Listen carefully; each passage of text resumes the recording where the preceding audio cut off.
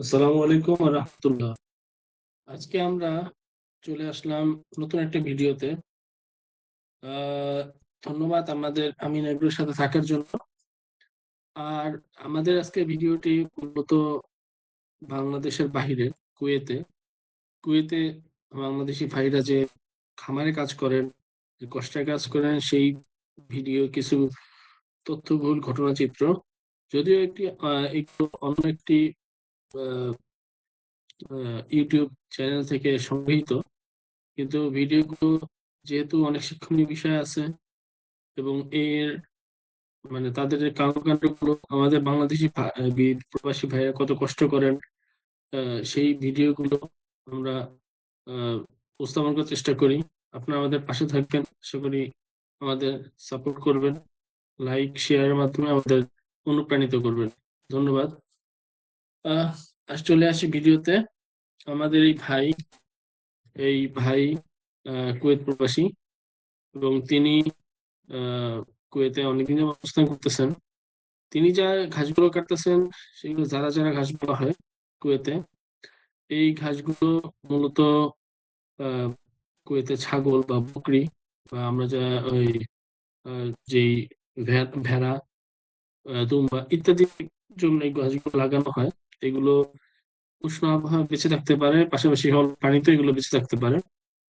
তো এই ঘাস প্রতিদিন এই ভাই ১৩ আটি করে ঘাস উনি করেন, কাটেন। ১৩ আটির মধ্যে হচ্ছে আমাদের দেশে যে ১ আটি এরকম না, ওনার হাতে যে বোঝাটা দেখা যাচ্ছে এরকম ১৩ আটি করে ঘাস লাগে।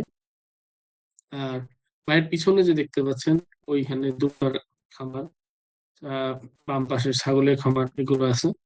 আর সবচেয়ে সুবিধার বিষয় হচ্ছে আমাদের বাংলাদেশে যেমন মাটিতে জোগ থাকে, এই কুয়েতে এই জায়গায় শুষ্ক আবহাওয়ার কারণে এই জোগগুলো হয় না। এবং এই ঘাসগুলো বেশ সুমিষ্ট এবং রসালো। রসের পরিমাণটা একটু হয়তো কম, কিন্তু বেশ মিষ্ট এবং এগুলো খুব আগ্রহ সহকারে ছাগল ওরা খায়। আ ভাই প্রতিদিন সকালে ঘাস দেন, বিকালে দানাদার দেন এবং এই ঘাস এবং দানাদারের মাধ্যমে দেখবেন ছাগলগুলো কত সুন্দর হৃষ্টপুষ্ট হচ্ছে। আরেকটা মজার বিষয় হচ্ছে আমাদের দেশে যেমন ঘাস ঝুলিয়ে রাখতে হয় ছাগলের খাওয়ার জন্য, কুয়েতে কিন্তু এরকম ঝুলিয়ে রাখে না। তারা বিভিন্ন পাতিল টায়ার কেটে সেই টায়ারের মধ্যে ঘাসগুলো দিয়ে দেয়। যেহেতু বালি আর ছাগল ঘাস এমনিতেই নষ্ট করে। তারা খায় কম, নষ্ট করে বেশি। এই ঘাসগুলো তারা আ যতটুকু খায় তা বাকিগুলো যেগুলো নিচে পড়ে যায় বা তারা পাড়ায় নষ্ট হয়, এগুলো তারা খেতে চায় না। এ এইজন্য তারা মানে ঘাস নষ্ট না হওয়ার জন্য এই উদ্যোগটা নিয়েছেন। আর দেখবেন এই ঘাসগুলো এই কুমিরের ছাগলগুলো এত সুন্দর, সবগুলো একরকম। মাথা লাল, শরীর সাদা। এত সুন্দর, দেখতে এত ভালো লাগে যে জীবনটা মনে হয় আমাদের ওখানেই থাকা উচিত ছিল। কিন্তু যাই হোক আল্লাহ তাআলা আমাদের যা দিয়েছেন এ তো আলহামদুলিল্লাহ। আমাদের দেশেও সুন্দর, সুন্দর ছাগল পাওয়া যায়, বকরি পাওয়া যায়। কিন্তু কুয়েতের ছাগলও সুন্দর।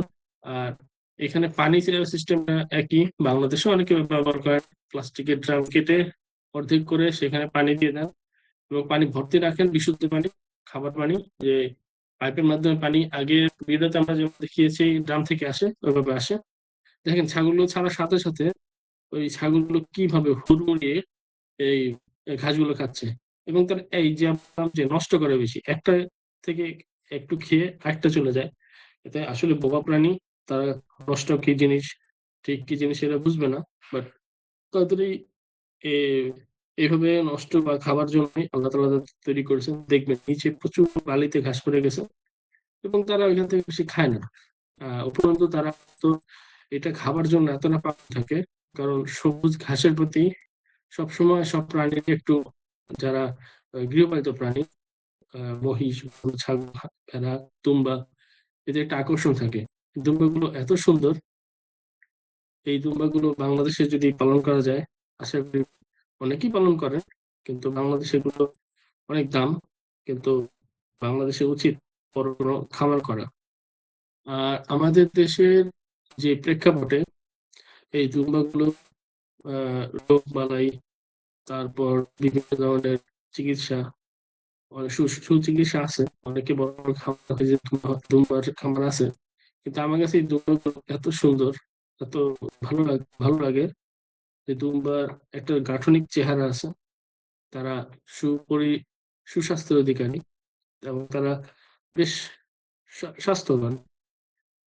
প্রত্যেকটা দুম্বাতে দেখবেন আপনি এক একটা করে আহ দুম্বার দুটো করে মাংসের অংশ থাকে। এই মাংসের অংশগুলোই এর বৈশিষ্ট্য। আর মেয়ে দুম্বার, সম্ভবত মেয়ে দুম্বা বা এগুলো হয় না, শিং হয় না। এই দেখাচ্ছে আরো বেশ ছাগল। এই ছাগল, আমি ভুল বললাম, এটাও দুম্বা আসলে। দেখতে আমাদের দেশের ছাগলের বাচ্চার মতো সুন্দর। আহ এই একটা কালো ছাগল, ওই পাশে একটা ছাগল দেখা যাচ্ছে যদিও। আসলে আমি জানি না আমার ভুল হয়েছে হয় কিনা, না এটা ছাগলের বাচ্চা, হ্যাঁ এটা ছাগলের বাচ্চা কালোটা। লাল সাদ, এটা দুম্বার বাচ্চা। তো এরা এখন বর্তমানে আহ, এই টায়ার থেকেই ঘাস খাচ্ছে, যেটা আপনাদের বললাম।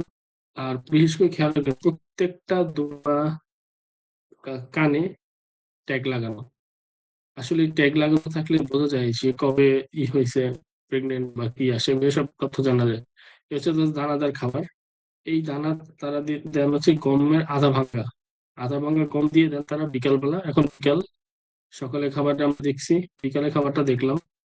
এখানে সব কোনো অন্য কিছুই না, ব্রাইন রাইসও নাই। এখানে শুধু আদা ভাঙা। আমাদের যে ভুসি, কুড়া, বিভিন্ন ধরনের খই এগুলো ব্যবহার করা, সেখানে কিচ্ছু না, শুধুমাত্র আধা ভাঙা গম।